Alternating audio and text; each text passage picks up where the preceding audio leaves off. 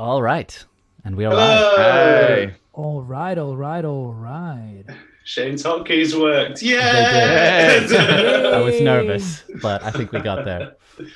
We also Good. have a fancy new chat thing. So the chat from Twitch and YouTube will show up on the stream and the VOD as well. So that'll be fun. More Oh, Amazing. interaction. wow. Ooh. I didn't know that. So, what are we chatting about this week? Who wants to introduce? I can take that. We're talking about doing things besides composition, basically. If is that an oversimplification of what we're talking about, or is that fair? I think it's we're talking about other areas that we have interest in that may benefit us either artistically, creatively, or physically, mental health wise. Just all the other aspects of our lives that basically make what we do possible or potentially better what we do. Yeah, Yeah. for sure. It's really interesting what you just said, Michael. I never realized how important it is for your own mental health um to just do something besides, just scoring films and stuff. Like it's not a matter of just like making you a better composer, but having I think it's safe to say that we all do like our job is our biggest passion, and therefore it's easy to just go on overdrive mode and forget that you need to keep things. Yeah, what you end up doing is because to justify doing this, you need to be driven to do it. And as a result, you end up kind of defining yourself in those terms.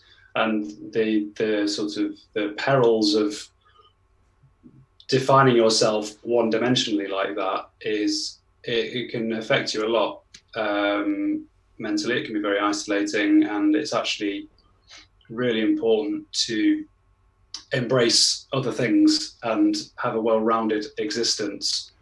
It's also sort of like, people in other careers, they may view their work life as just a third of their whole life. If you go 8 hours of work, 8 hours of your own time, and 8 hours of sleep a day, if you go by that old metric, most composers probably just blast right over that, forget about it completely, and are just completely involved with work 100% of the time. And I don't know, it depends on your philosophy of life, on whether you think that's necessary. I've certainly tried to do that as far as possible. I was kind of constantly aware of the toll that working too much takes, and so I have attempted since, I suppose, starting to compose, whenever that was, to not be completely ruled by it. And the biggest change for me, which I'm very fortunate to have, is to have this studio, which I got in the last year, and that's the thing that's made a huge difference, because It's compartmentalizing, isn't it? It's exactly, a way to separate. Literally, yes. Yes, a way to separate your work and home life. Yeah, exactly. And just like walking out your front door to somewhere else, it sounds trivial. It sounds like something everyone else does, because it is kind of something what the vast majority of people do. And yet, to composers, you get so institutionalized in usually your own bedroom to start with, and it was the case for me. And I hope I don't have to go back there, because it has made a huge difference to. It's not even that I was unhappy before I was in the studio, but there's like a weight off the shoulders. It's certainly just being able to say, right, this is what I've got to get done today. If and I'm leaving by about this time, and sometimes it's not. We're composers, so it's not always possible to leave by 6 or whatever. Sometimes you have to do a late one or an all-nighter even. Well, I think having that structure is very important. I know for me, particularly on the performing side of things, because it's not like you're performing 24/7. So most of the concerts are in the evenings. And so you essentially spend the whole day waiting for the evening concert, and you sort of weirdly feel guilty and lazy just sort of waiting to perform, just because your schedule doesn't align with what society dictates as a normal workday. And having some sort of structure early on, some sort of separate space to be able to do composing that's not necessarily dependent on an actual work day, I think is important, to have some sort of organization where you can actually say, during this finite amount of time, I'm going to do this. And then afterwards, I can take a mental break. Because effectively, you could write music 24 hours a day. I mean, there's nothing that's stopping you from continuing to do it, apart from your own willpower or perhaps exhaustion. So having those sort of bookends, I think, are very important to give yourself a sense of structure. How do you find that, Michael? Because you're doing, you know, two facets of music that other people would regard, you know, other non-professional musicians would regard as hobbies, you know, their passions. But do you still find that you have that separation and that keeps you healthy to be able to separate the two parts? No, the thing is, I'm probably not the best person to ask about this, because I probably have a relatively unhealthy attitude towards work, and that I enjoy doing it all the time. Because the thing is, it is sort of an addiction. Like, for example, writing the show, I would do it in these bursts of like a few days at a time where I just wouldn't sleep at all. And I would just work.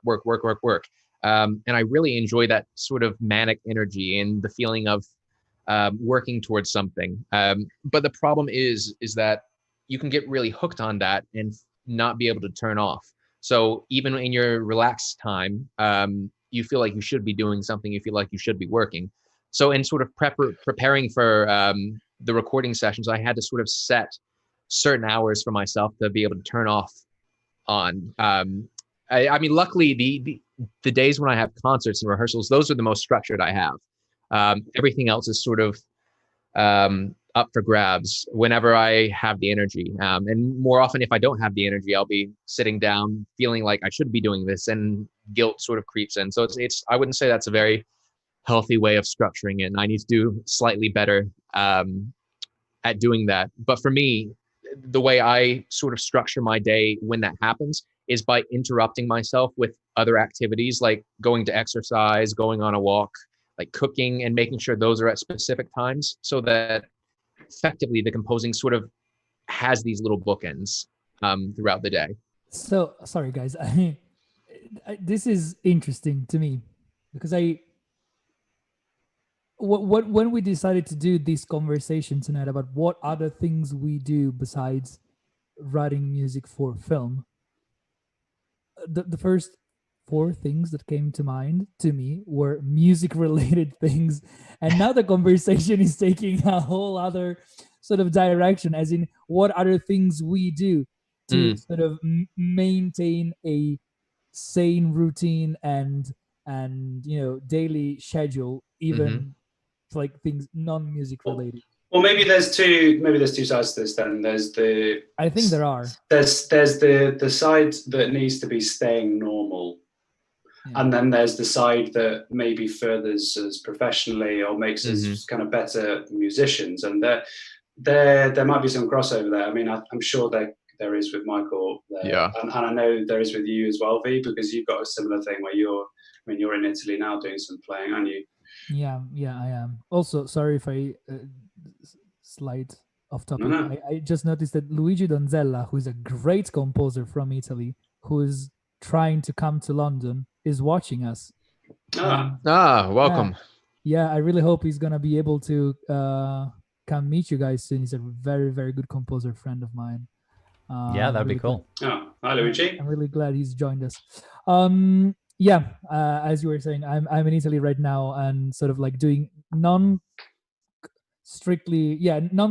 related things, but still music things, playing and recording with a project I play with. And but to me, like, this feels like the holiday. Like it's been intense in some moments, because we were recording a lot of music, and we just spent the entire morning at a farm under the raging hot Italian sun shooting a video clip.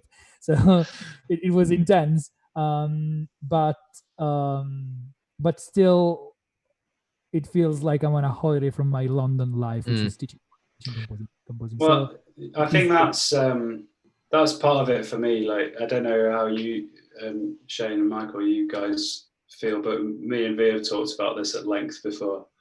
And that, you know, there certainly feels like there's a necessity to be in London as a hub of culture, and but I don't. It's fair to say, perhaps for you as well, but I don't think we're sort of naturally city people, and so it's very easy to feel kind of that sort of suppression, and it's important to find ways to unwind and not feel that. And because at least for me, I directly associate what I do with needing to be in London. It's important to not do what I do on a regular basis. For me, that's a hugely important thing. And I think, I mean, I guess what we've kind of covered so far is that, you know, we like music a lot. So it's both a vocation and, you know, it covers both, it spans both parts of our lives. Mm-hmm. So what else? It's very dangerous though, in a way that it is something that we do really love. And so it's a pleasure and almost an indulgence to be able to do it as a career, if you're able to make money from it. But there's also sort of the caveat that because of that love, it can become an unhealthy obsession, because you're so closely connected to it. And also anything in the arts, I think artists tend to define themselves by what they do just because of the nature of the work. I mean, obviously, maybe film, you're able to separate a little bit from that because you've got something to work towards, but still at the same time, the music's coming from within you. And so it's difficult for me, or at least for me. I found it difficult to find a healthy separation. I don't know if you guys have done that or felt that at some point. You know, well, one thing I was going to say, sorry if I can just jump in before you, Genzo, just because it sparked a thought, what you said, Michael, is that one thing I feel that I struggle with about, and this is, I will do a slight tangent. I know we're not supposed to do too many tangents, but I feel like I struggle with the idea that because we're all trying to do what we love professionally and get paid for it, I find this problem of sometimes I don't do it anymore just because I love it. I don't know if you guys ever feel that way. I'm like, oh, what's the point of doing it if it's not furthering my career? And that's right. If I catch myself feeling that way, I'm like, that is so bad. I really need to avoid that at all costs. And that's a really difficult problem that comes with, you know, doing this professionally. Because I used to just write music just because I loved it exclusively. And well, this is what sabbaticals are for. I mean, you know, there's without wanting to channel John Powell too much. Yes, I saw the video, Michael. Excellent. It's great, isn't it? If anyone is watching, go and check out the John Powell webinar he just did. He has it on his YouTube channel. Yeah, it's great. It's very good. Just did as in a few months ago? As in like a couple of weeks within ago. Within this month. It's very good. It's on Mix with Masters. We'll send you the link. Yeah, we'll send it. Yeah. How did I miss that? But essentially, you know, if the people are rewatching, they're already aware that I idolize this man, and it's not just because of his composing ability, but essentially his attitude to being a composer is what I hope to feel like at his age, assuming that I get that far as a composer. Oh, I thought you meant like get that far to his age. I have faith in you, Sam. Well, that too. They go hand in hand, probably, if I'm not doing it right. But basically, I think in that chat, he had some really interesting things to say, and he's always said he doesn't regard himself as a composer particularly. He's just another part of the storytelling team, right? So he's just offering his skill set to telling the story. So it's the story that motivates him. And I think that sort of resonated with me because I wanted to, I've always felt like I felt imposter syndrome, not because of lack of ability necessarily, although that's always going to be there a bit in a creative field, but more because I didn't grow up wanting to do music, and I wasn't totally obsessed, had to do it. I applied to do medicine. I didn't get in, and I had to change my mind. And suddenly, then it was like, right, well, I'll do film music then, because that's what I love. That's what interests me. So it's like, kind of always have that practical hat on, and I like the idea that I feel like that's quite grounding to be like. Otherwise, everything feels a little bit out in the ether of creativity, that you're throwing things out. Whereas actually, if you do have a purpose, I'm not saying that it's not bad to, like Shane was saying, to solely have to sit down with a purpose of furthering your career all the time, but to have some structure in that. I've gone off on a tangent now, but to have some structure in that is important, and to also be able to remove yourself from that part of your life is just as important. It is to me. I mean, I don't, I feel like a lot of people do this for the scenario of being asked at a party what they do. Do you know what I mean? What do you mean? Do you think a lot of people compose? I think a lot of people want to be able to say to strangers that they're film composers. And I think that's for a lot of people, that's why they do it. Right. And I'll be totally honest with you. When I switched to do film composition, there was that in the back of my head. It was really cool. Yeah. It was a cool idea. People I respect. Yeah, but the thing is, then people are going to ask, what films you've been working on, and unless it's one they heard of, they don't care. Exactly. Well, sure. I think in general, vanity is quite common among some musicians, and it's at the same time the biggest enemy. I remember one of the most significant teachings that I've had while I was in my bachelor degree, still here in Italy in conservatory. We once had sort of a workshop with this saxophone player. I was studying jazz back then, and Vincenzo, sorry, could you just turn your mic up a wee bit more? You seem to have gotten a bit quiet. Sorry. Can you hear me better now? Oh yeah. Yes. Sorry, guys. I had a bit of a tech issue before. If you've maybe noticed me blobbing to a stranger beyond the screen, it was my brother helping me out. Anyway, I was saying that while I was studying in my bachelor degree, I had this workshop with a saxophone player from Rome, who, besides all the technical things, taught us a very important lesson. I think something that really stayed with me through the years, which is that the ego is the biggest enemy of any musician, and the biggest battle that every musician has to fight through their career is to fight their own ego. Because when you start doing things for your own ego, because you want to tell people that you do film music, because you want to, there you go. It's incredible. Very good book, everybody. Recommend it. There you go. We've gone on a huge tangent here, but this is so true and so important. And since then, I've started noticing how much we, as musicians and as artists in general, we all tend to sometimes put our own ego before our music and before. Yeah. Although I will say that it's important not to deny the ego's existence. And the thing is, the issue is when it becomes overpowering, because it's like, for example, it's like saying you do a charitable act and it's entirely selfless. That's not entirely true, because you do charity and it makes you feel good. Thus, in return, you're getting good feelings. And so there's always another side of the coin. You're just ripping up a Friends episode right now, Michael. Wait, what? I've never seen Friends. I'm sorry to admit this, publicly, but the problem is everybody talks about it way too much. So I'm like, no, I'm not going to do it just to spite you all. But the problem is that the ego can be a pretty powerful thing though as well, because I think it would be a lie to say that we all haven't thought about the possibility of fame, because that's just an aspect of the job, and it is an alluring aspect because, evolutionarily speaking, it's ingrained in us that people knowing us will benefit us in some way. But it's just making sure that that's not your sole purpose for doing what you're doing. Whereas you can actually use it for motivation, though.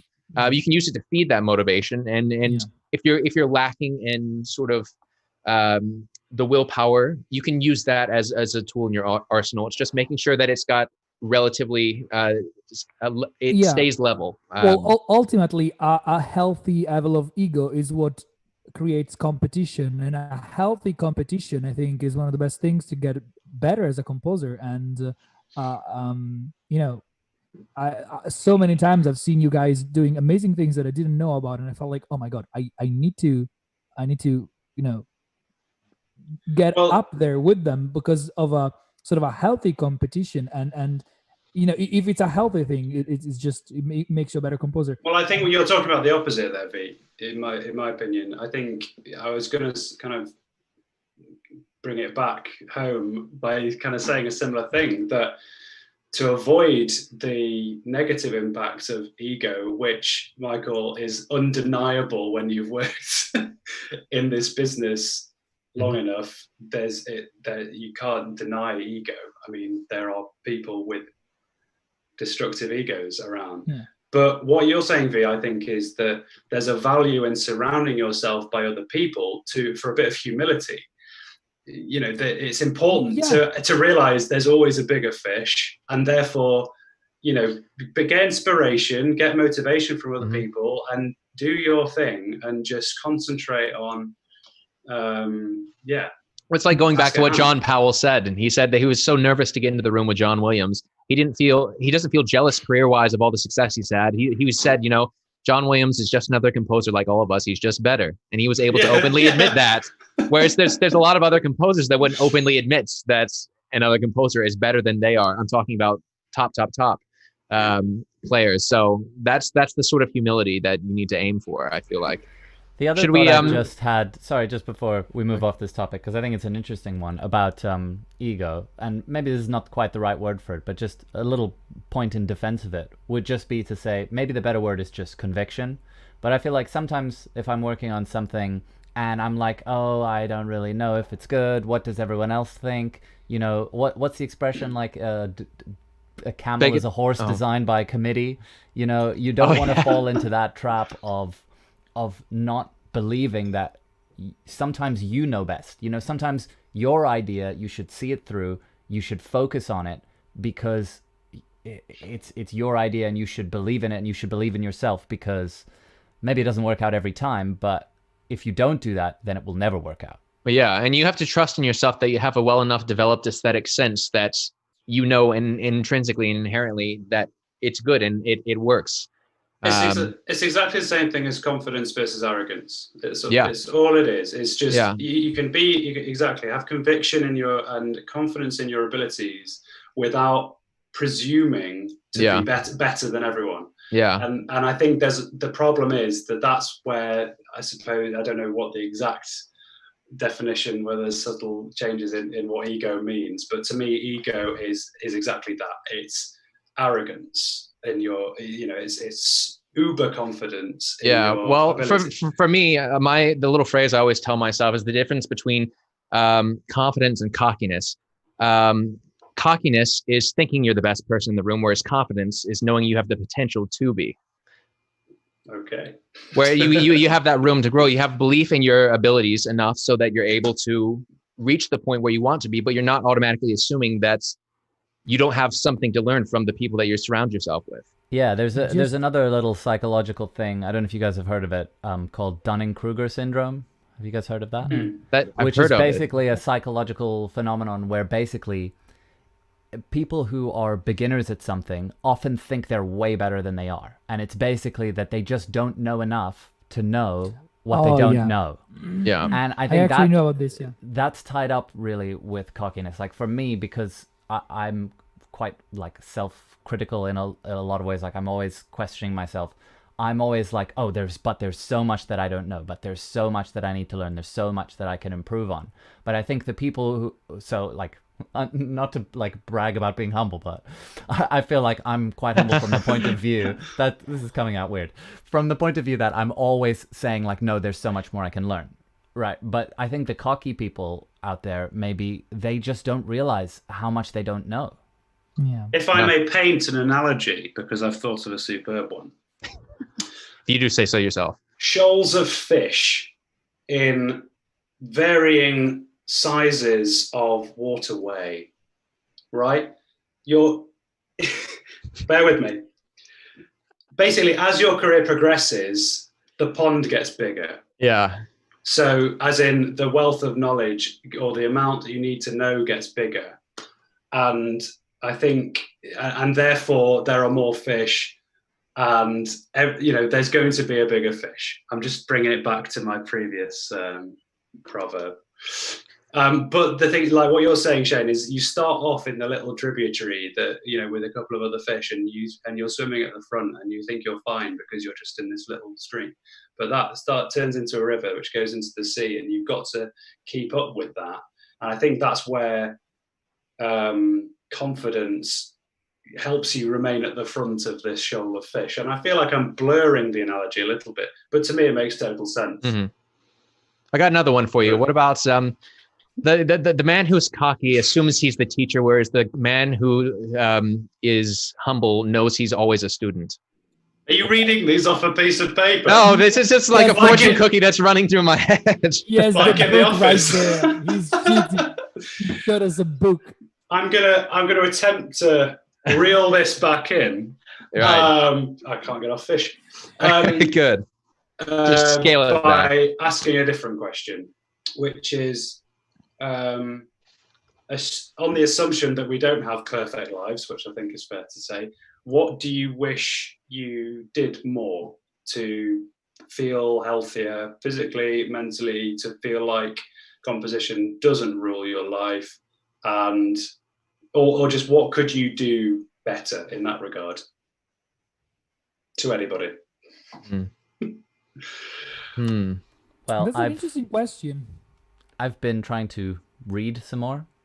That's the first thing. Mm-hmm. Like, not because I love like nonfiction, so I've been trying to get back into reading fiction again.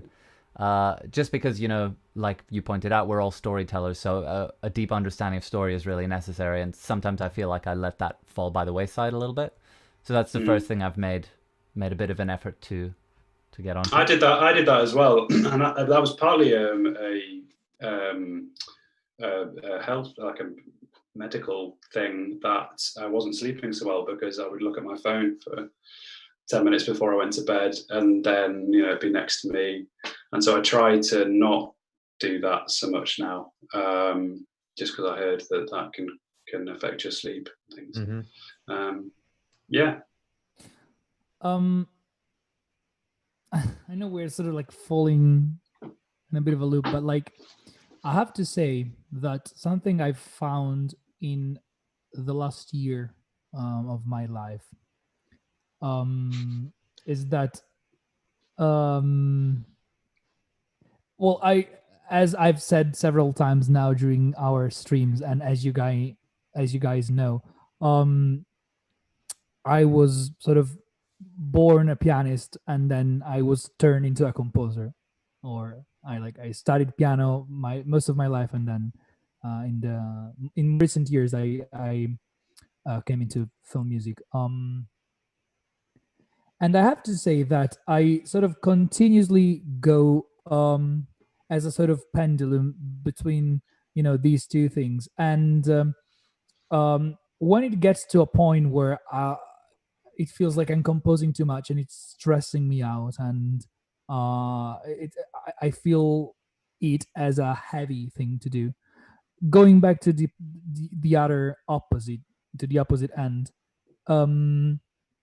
here's the oh my god, too much composition, and vice versa. So I'm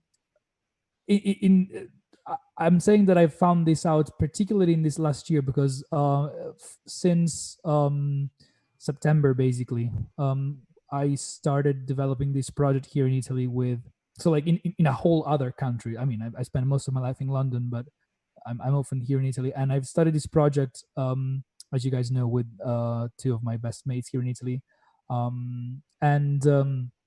In this project, I'm not even playing piano. So it's like an acoustic trio, and we're all singing. I'm not a singer. I mean, I can sing a little bit, but I'm definitely not a singer.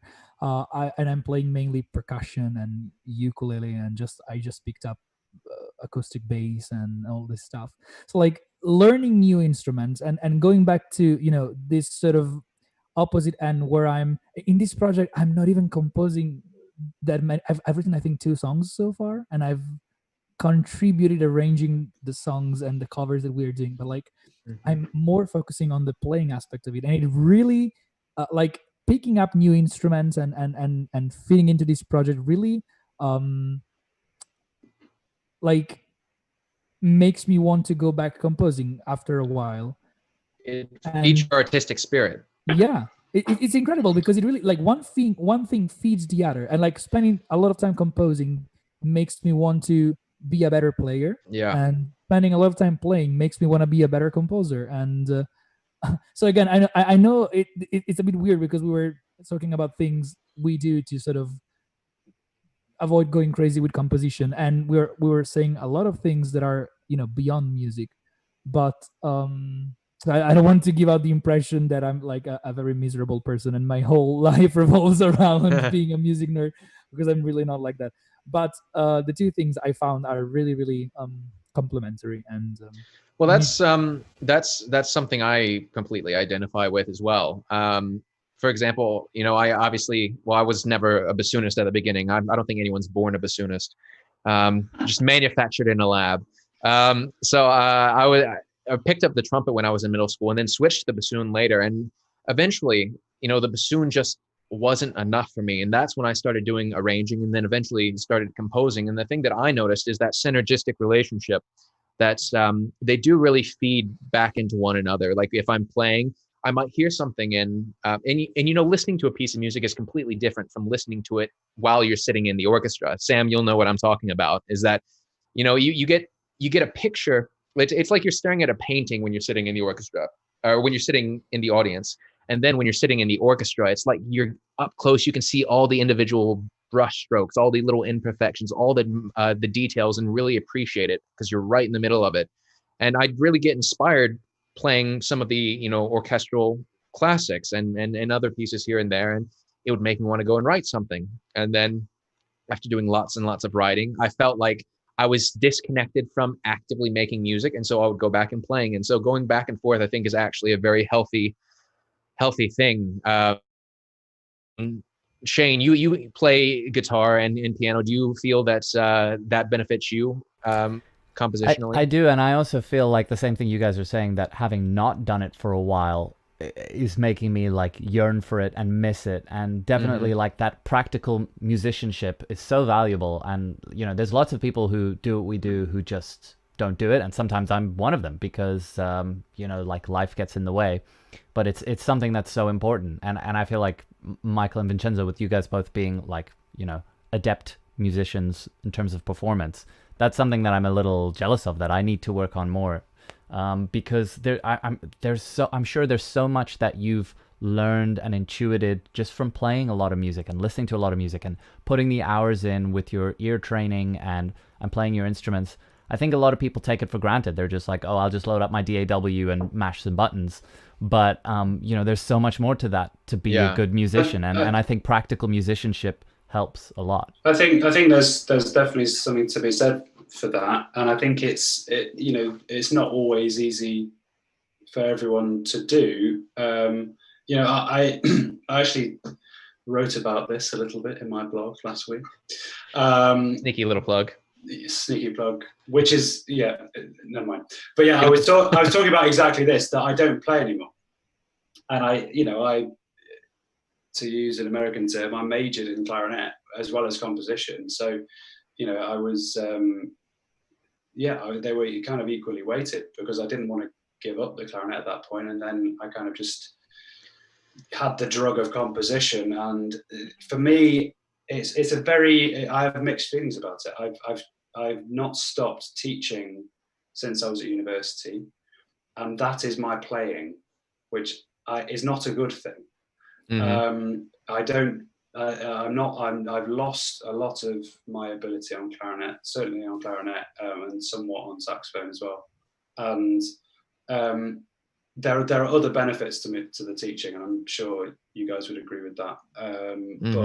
But in terms of my playing ability, that's gone downhill, and I do miss playing in an orchestra. I'll admit that. That's one thing I do miss. But both, you know, just playing generally and playing in an ensemble have somewhat been superseded for me by composition and conducting, respectively. And for me, my equivalent of being practical, making music practically in real time is conducting. And for those that perhaps don't play an orchestral instrument but are interested in an orchestra, I thoroughly recommend finding a way to just grab some players and wave your arms in front of them, because it brings a completely new dimension of understanding to how music works when you have to watch them not be together.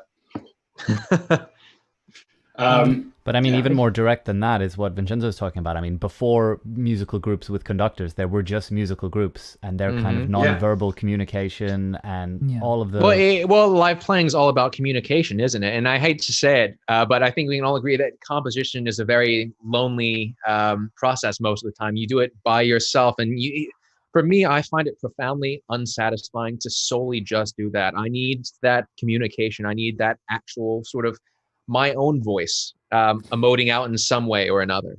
But just to expand on that, I mean, the past playing in an orchestra, I'm quite lucky that I have that orchestra on a Monday night as a social part of my life, just to be around other people. But there are other ways of doing that are nothing to do with music, and I would be the first to be an ambassador for playing a sports team, or even just, go to the gym and make friends. Music is a social activity. Composition is not. And so you need to make your parts, as much of your life as possible, social, because as far as I'm concerned, composition is translating this. I have a zero pretentiousness tolerance, so forgive me for this, but is translating emotions through music, through musical language. And so you need to have an understanding of how emotions work. And if you become a hermit weeing in jars, then you lose that in the same way that you lose your instrumental ability, like I have. Yeah. Man, just to be what a vivid image. Beyond that, I think Sam, you've kind of scratched or touched a very important topic, which is kind of, I think, the bottom line of all of this. Ultimately, as composers, we are trying to say something. By definition, any musician, music is a language, obviously, abstract, and that's, debatable, but still, it's a language. And particularly as a composer, when you're trying to create something new, to put your emotions, your thoughts, colors, whatever you want to say, into a written piece, it's extremely important to have something to say. And if you haven't lived, if you don't spend time away from composing to sort of experience things yourself, to fill up the tank, then what are you gonna talk about? I sort of liken it to like pretend like you had to draw a picture of a tree, having never seen a tree before in your life, just from a description. That's effectively what it is if you don't go out into the world. Whereas you go out and experience life, you can actually see what trees look like. You have something to reference. You have real experience. You have real emotions, but as opposed to some sort of facsimile of it, some sort of two-dimensional. It's exactly the same as like writing screenplays or writing stories. You write what you know, and you need to know something. You need to experience life.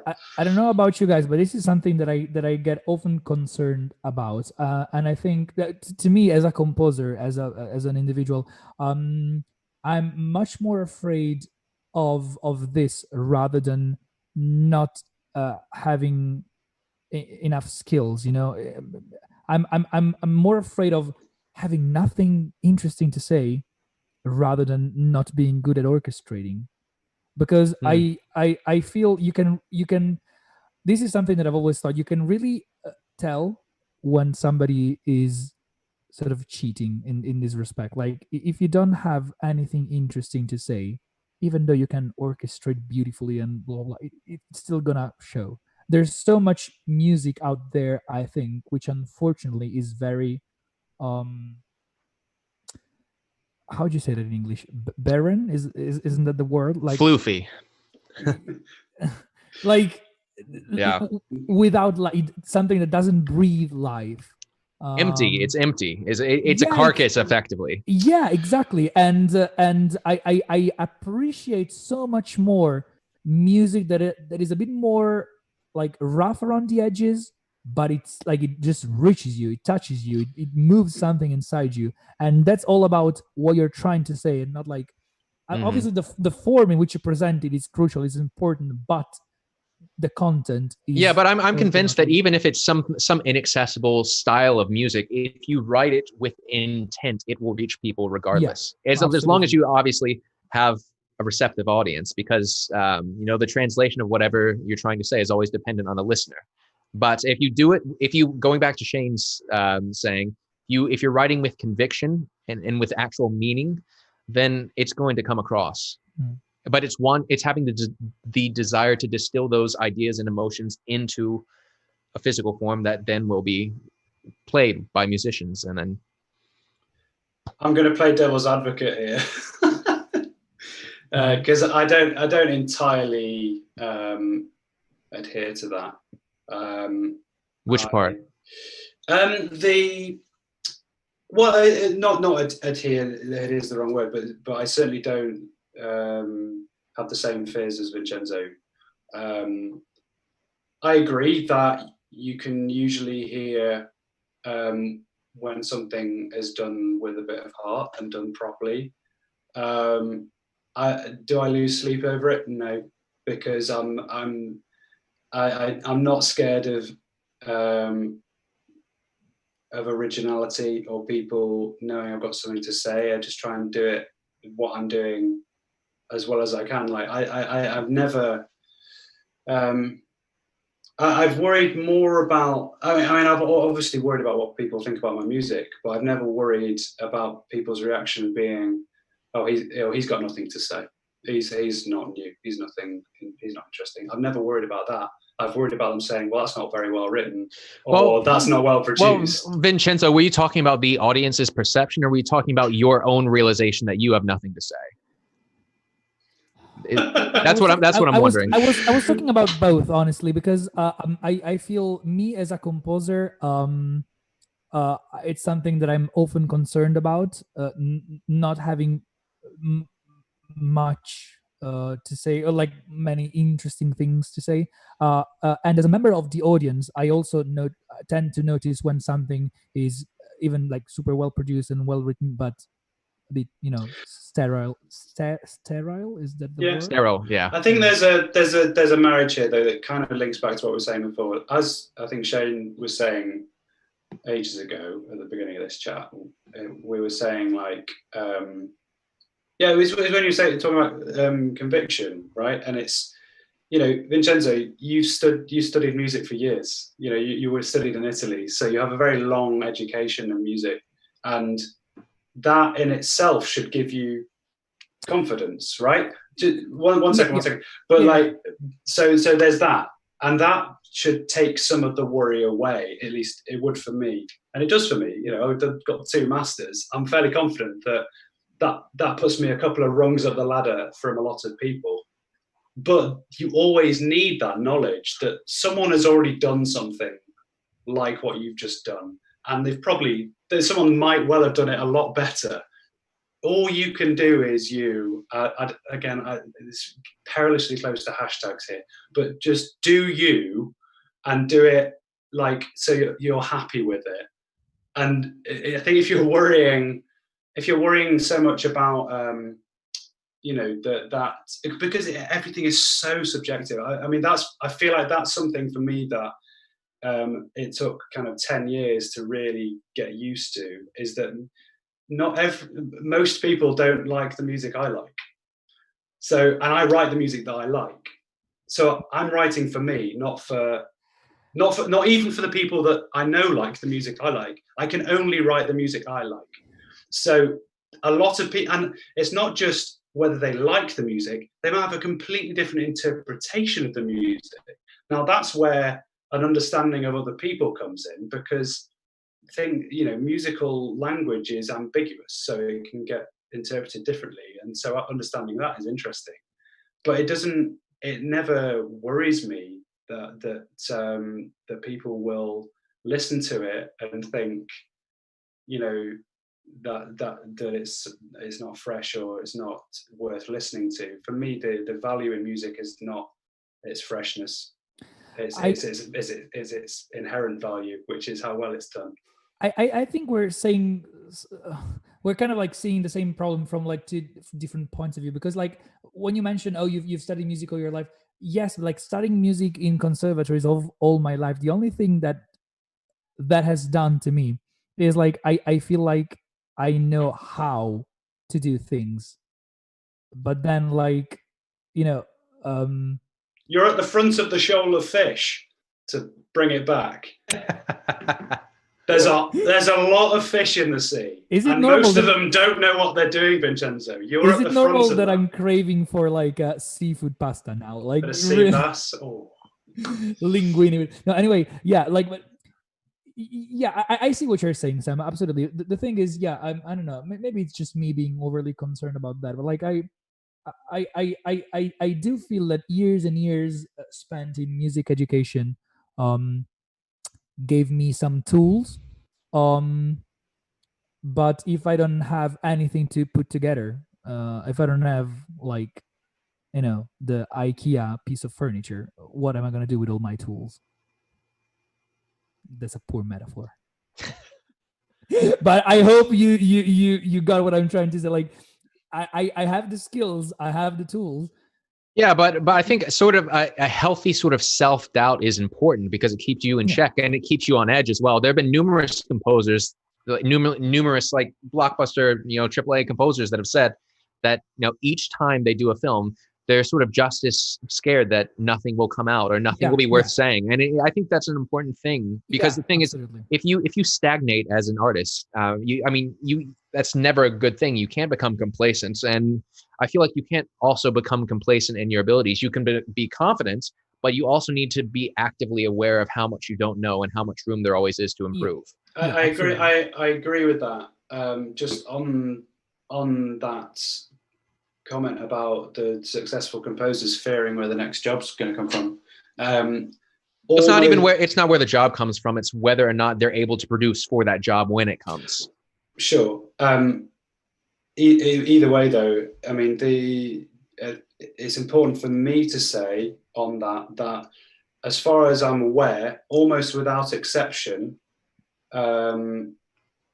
we've said an exception, John Powell, and I'm sure there are others, but the vast majority of these people, they don't have well-rounded lives, and I therefore don't aspire to be or do work the way they do work. I don't want to do this in an imbalanced way. And so, you know, if that recalibrates a measure of success, then fine. But I you know, if you want to say, am I all in? No, I'm all into having a proper normal life. Mm-hmm. And it just happens that I've ended up doing film music because my chosen career at the time, I denied myself. And so I was, at that point, I was like, okay, I'm all in. I have to make sure I make some form of success of it. But, you know, for me, there's extremes of actually like selling your soul to do it and like undermining other people. That's one thing, which undoubtedly people up in the echelons of success in film music have definitely done. For those on the stream, he wasn't pointing at me. Even though on the stream it looks exactly like you're pointing accusingly at me. There is nothing above me on my screen. I'm so sorry. But so there's that. But there's also just the constant weight of having to achieve in this can kill you, and it can kill your social life. It can kill your relationships. It can kill your mental health. And I'm so that is what I am burdened with, is avoiding that. And so if that means, you know, I mean, I'm getting a bit heavy here, but I agree that when you're writing, you need to be objective. You know, you need to be able to stand back from music and hear it with someone else's ears. That I completely agree with. But I think a lot of the pressures that you're talking about I personally, I don't think they help me. I mean, I avoid them at all costs. I actively want other people to hear my music because it makes you hear things like we did last week. Yeah, like we did last week. Exactly. You know, I presented your works in progress, and it was very valuable. And you immediately regret providing works in progress because you're like, oh god. Well, can I just say something before we move on? Sorry, because I think you made a really good point there, Sam. And there's a lot of wisdom to it, I think. Because effectively, what we're talking about from like a game theory point of view is like a philosophical view on your life totally. Are you willing to like focus in the entirety of your energy and do absolutely everything you can do to spend as much time as possible like doing film music or composing or doing whatever in the hopes that you're going to get something out of it? Because then if you look back 50 years from now and you didn't, then you have to look back at that and say, well, that was a mistake. That was wrong to do that. Whereas if you take a more if you tie too much of what you're doing into some goal that you want to achieve, then I think you're setting yourself up for the potential of catastrophic failure. Whereas if you just are honest with yourself on what you really want and what you really believe in, and you do that, then there is no opportunity for that sort of failure. Yeah, just to sort of clarify on that, because it could be interpreted this way, that because I agree completely, Shane, and I have very much thought about that at length. And it is not through cowardice of that eventuality that I live my life the way I do. It's not through fear of being completely all in and then waking up one day when I'm 50 and having nothing to show for it. That's not why. The reason is because I just want to feel normal. I want to have a more rounded existence. And so I think the thing that I have to check myself with is, should I be what time am I going home today? I'm going to make sure I go home that time and just have the evening. And I don't like rule my life with an iron fist of making sure I get other things done. I just need headspace, and it's that compartmentalization we were talking about. It's just being able to separate, and that's how I do it.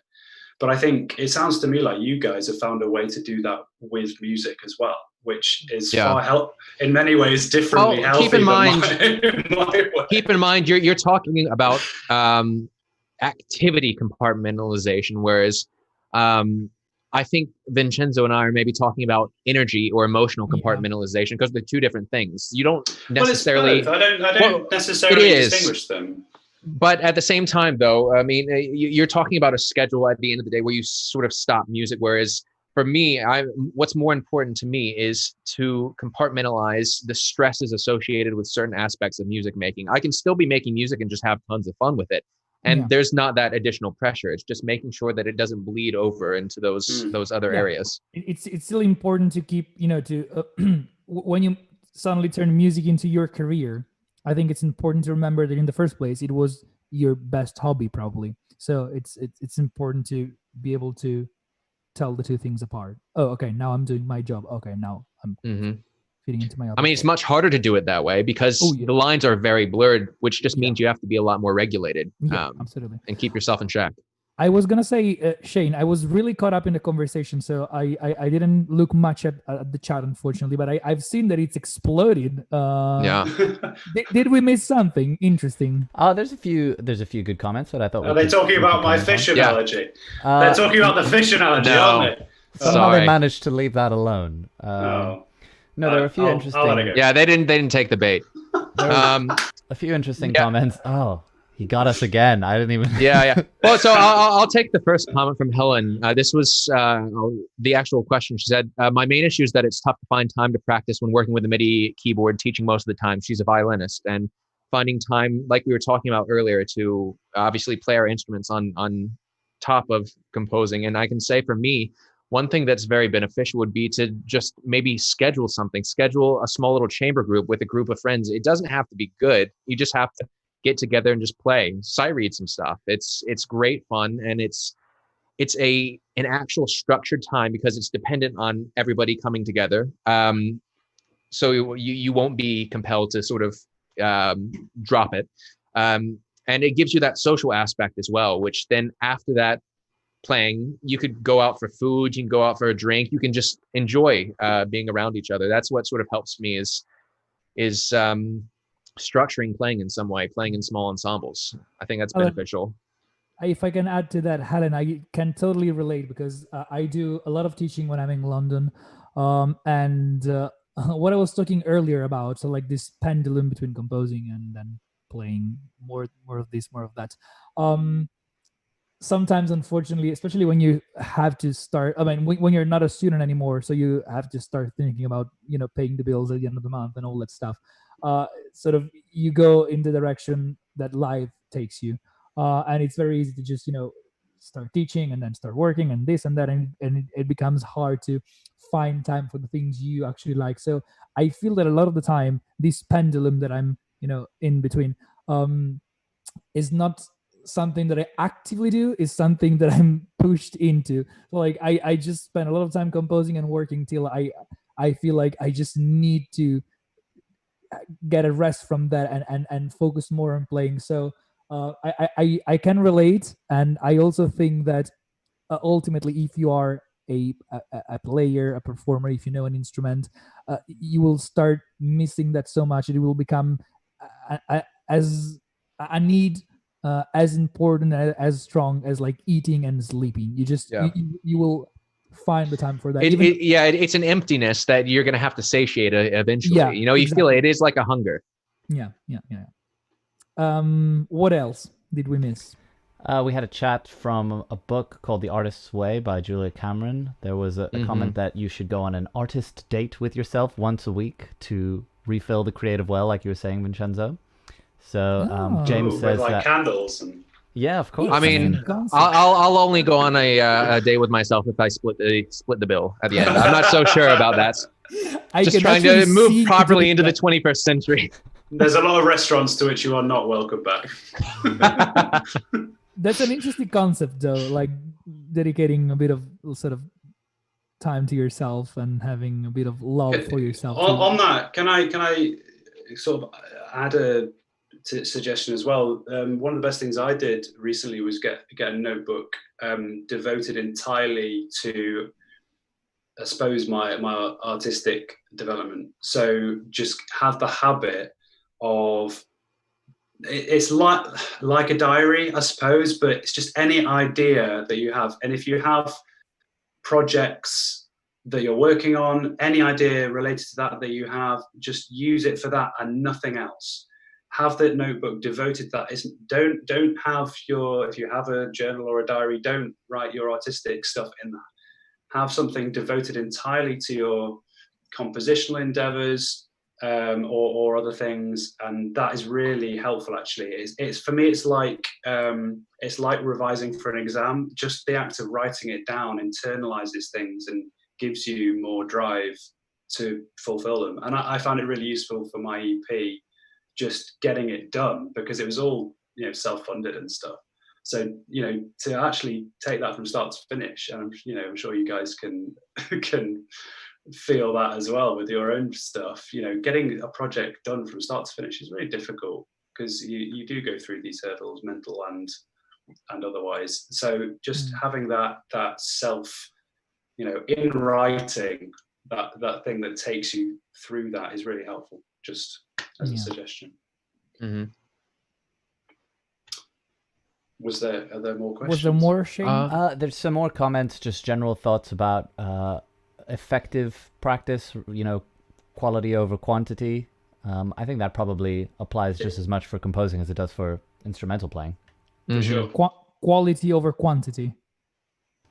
Yeah. I said the right thing, right? I think that's important to note. I think there's I think that applies to when you make the best quality work. I think I like Michael. You've talked about this where you like to work later, in sort of the quieter hours because you feel like in the weird part of the nights. The weird part of the night. Yes. There we go. And I used to Quote be some like Lewis Cole. I used to be a bit like that when I was at university. I used to prefer to work late, but now I really like. It was partly when I was living with my ex-girlfriend that she had a normal job in finance and it was 9 to 5, and I'd want to be free when she got home. So I that's when I started. I just did 9 to 6 or so, and I just felt a lot healthier doing that mentally. And I think having bookends on a day, especially when you're in, when you are in control of it. Obviously, we aren't always in control of our days, and there are deadlines at stake or whatever. And even then, I would urge sticking to it as much as possible. But just being able to say, this is when I start, especially if you're collaborating with people, to be able to say to them, I won't be in until this time, and this is when I'm leaving. So make sure you send me this thing by then. That's a really important thing, and it's what normal people in their normal jobs have. Why shouldn't we? And guys, so I think, I think we could have a whole conversation on what you're saying, Sam, because it's so important. Like it's been 2 years now since I've tried to set myself a daily routine like that. Like I work from whether it's like 8 in the morning, 9 in the morning, up until 5, 6, 7, and then that's it. And I think probably for the job that we do, I don't know, like it's so hard sometimes when you're in the middle of a crazy project. Like as much as you want to keep some straight times and a routine, sometimes it's just so hard, and it gets so frustrating because when I manage to have these sort of like very regular daily times and routines, it's like I feel how much it benefits my mental health, my physical health, my life in general. And then when I feel like, I'm losing it because I'm in the middle of a project, I have a deadline coming, I need to deliver, and it feels like sand, slipping through your hands, and it's just like so frustrating. And that, I would argue, is exactly when you should give yourself half an hour of piano playing. I know. And I feel like I still haven't learned, like, because really I do back and forth from times when I do better and I do worse. But you're right. Those are the times when you need the most, and I still haven't learned how to really. But again, it goes back to that quality versus quantity thing. There is an instinctive reaction in everybody to cram their time or to fill time with work, but actually doing things the right way means the work is a high quality, so the end product is likely to be the same. Just you won't have spent as much time on it, and therefore there's more time to do other things. And I think that's really important as well. I think for everybody's benefit, and also for Lara, we should just play The Weird Part of the Night by Yes, and by the way, I was quoting Lewis Cole. Yes, you're very correct. Great song. Weird Part of the Night. Yeah. Is this happening? Are we actually playing it? No. I don't have the technology to do this right now, guys. You're right. Second, that would not be fair use. Yeah, you got me promised excited, something that I can't do. It's such a good song. So listening to Lewis Cole is a good activity. It is a good activity. Compartmentalize your life. I will kind of shamelessly, but also shamefully confess this. In the last year and a half, Lewis Cole came to London 3 times. Twice I bought ticket to go listen to Lewis Cole's concert, and twice I had to bail because I had too many things to do with projects. Oh my gosh. Like bought ticket twice and just didn't. This should have opened the conversation tonight, Vincenzo. Man, like after this whole conversation and trying to set yourself a schedule and this and that, I'm just like showcasing the worst part of me. Well, he just put up recently, just while we're on this side note, he just put up recently on his YouTube channel an hour-long like live concert video where he played, I think it was in LA and maybe Berlin, and he like intercut between different songs, and the sound quality is actually amazing for a live gig. So I'll link that to you. You should watch it. Wow. Oh, Yes, cool. please. There we go. Absolutely. We'll have to do a reaction video and then analysis. It just kind of occurred to me, guys, that the one thing we haven't talked about in relation to today's topic is ourselves, in the sense that we have each other. I feel like this has been overlooked. Without wanting to get sappy, especially in lockdown, we're talking about what helps us, what do we do aside from composition to, I don't know, feel normal. And like we talk about things and we hang out and we play games. In lockdown, it was a very competitively. I saw you guys more in lockdown than not. Well, yeah, actually. That is so true. That is so true. And yeah. we're all now Ticket to Ride. Ooh, loud motorbike. I should have guessed. That sounds like Italy to me. Ooh, that was really loud. Sorry. Anyway, Ticket to Ride. That's a really good activity for when you want to distract yourself from composition. But as well, I think just unless I'm completely misremembering the title of what we're talking about today, as well, doing what we're doing now, which is, and hopefully what some people are doing now, which is listening to us, is talking about composing and talking about your life and understanding from other people's points of view. That is the single most healthy thing you can do as a composer, is talk to other composers. And sorry, Sam, if I cut you. Not necessarily talk to other composers. Well, talk to about other people. Composition. Yeah, exactly. I think it's important to talk to people who will understand your struggles, your doubts, your moments, and it's important to talk with friends, but also to not feel compelled, like, oh, I need to, and keep you in check. Yeah. Like say, Vincenzo, what on earth were you thinking missing that Lewis Cole concert for work? I know, right? Set your deadline a week early, in the knowledge that you have the concert, and make sure you make the concert. The sad thing is, Vincenzo, 2 out of the 3 times he was in town, I saw him and I didn't even buy a ticket. I didn't go to the concert, but one of my friends is dating him. So Michael's Lewis Cole brags are very strong, so don't go against him. I feel like you owe Vincenzo money now, Michael. Michael, just wait for me to be back in London, and I'll show you. Okay. My revenge upon you will be fierce. Anyway, I think, what started off as us trying to talk about one thing quickly went into general music / life philosophy. But I think that's a deep enough well and an interesting enough topic that, we talk about it regularly, even when we don't have the cameras on, as it were. And I think it's, as you say, Sam, it's extremely important. Like, just get a problem shared is a problem halved, Oh, that's very.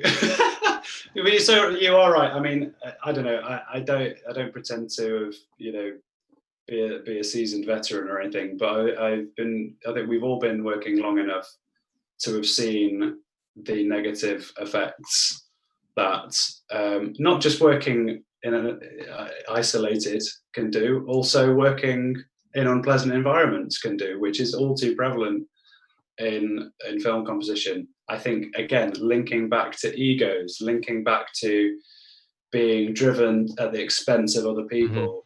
Mm-hmm. And these are the things that is a huge part of why we started this.